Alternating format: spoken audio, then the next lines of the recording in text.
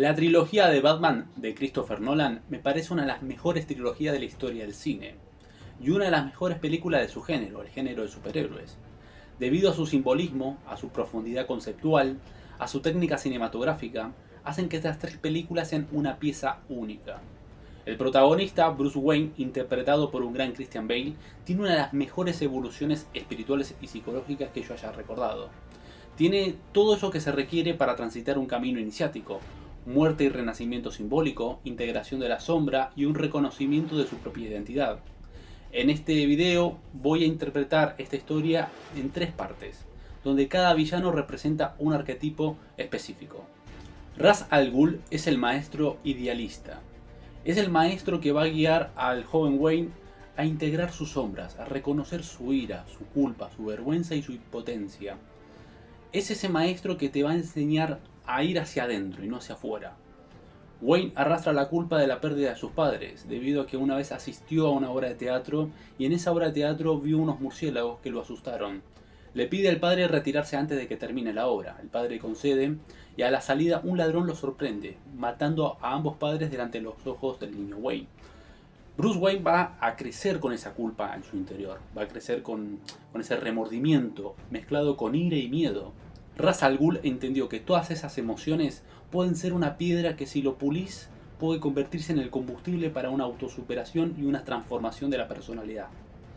La Liga de la Sombra sería una especie de orden, donde van a enseñar al candidato Wayne a alinear todas sus energías para que la transformación sea real y auténtica. El problema con Ra's al Ghul justamente es que llevó todas sus creencias y todo su idealismo hacia el fanatismo. Comenzó a adoptar una actitud bastante radicalizada, donde comenzó a justificar la violencia y una mirada de la justicia un tanto arbitrario y parcial.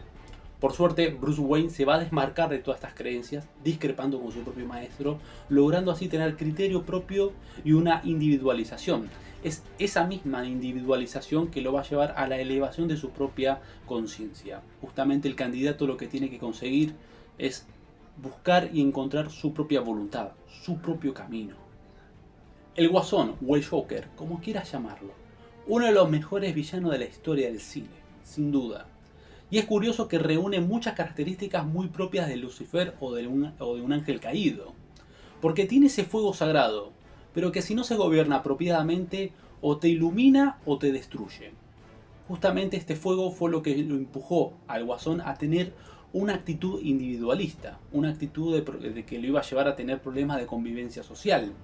Es esa voz que discute y reniega sobre la hipocresía de la sociedad, sobre el moralismo de la gente, sobre las mentiras y las falsedades del entorno.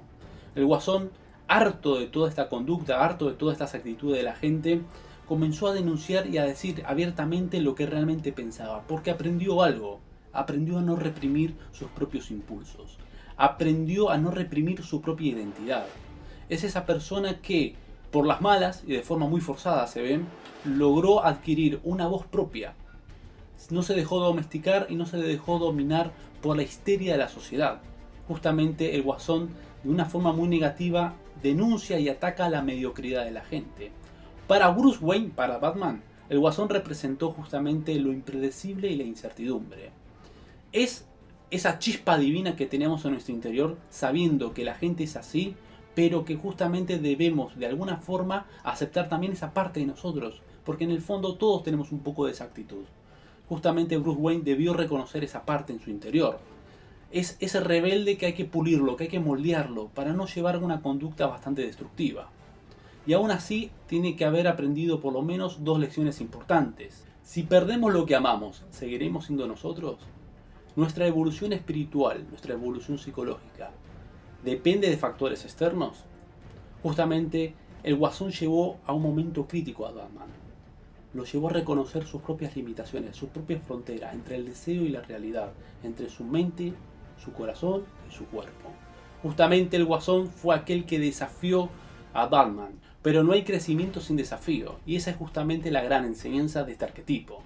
Si Ra's al Ghul representa al maestro idealista que llevó todas sus creencias a un extremo, y si el Guasón representó ese fuego sagrado que o te ilumina o te destruye, entonces ¿qué representa Bane? Bane representa la inflexibilidad, la represión, la censura. Es esa actitud autoimpuesta para no querer caer en una falta o en una falla. Bane fue también iniciado en la Liga de las Sombras, tal y como lo fue Batman, entonces entiende lo que es la transición iniciática. En una pelea, Bane le demuestra a Batman que había perdido su voluntad y que estaba débil, raquítico, no solo en el cuerpo, también en el espíritu. Había perdido esa chispa, había perdido esa actitud combativa. Justamente Batman una vez más tendrá que tocar fondo, una vez más tendrá que resurgir de su propia oscuridad y entender que cuando se le pierde el miedo a la oscuridad se convierte en luz. No hay transformación auténtica sin un dolor. No hay resurrección sin haber experimentado la muerte. Y justamente Batman tiene que vivir ese momento, esa crisis que es la antesala a un salto iniciático, a una elevación de la conciencia. Llegó el momento de renunciar a ese símbolo que lo ayudó a elevarse en su debido momento. Pero hay que vivir el momento sin aferrarse al instante. Y Bruce Wayne lo entendió. Batman debe ser sacrificado para que Bruce Wayne deje de tener una conducta repetitiva y comience a elevarse a una nueva fase de su propia existencia, sabiendo que lo único eterno es su propia divinidad. Justamente esta es la gran enseñanza de la película. Para mí, una de las mejores trilogías, ya lo dije y lo vuelvo a mencionar. ¿Y a vos? ¿Cuál fue el arquetipo que más te gustó o con cuál más te sentiste identificado? Desde ya, muchas gracias y vernos en la próxima. Hasta luego.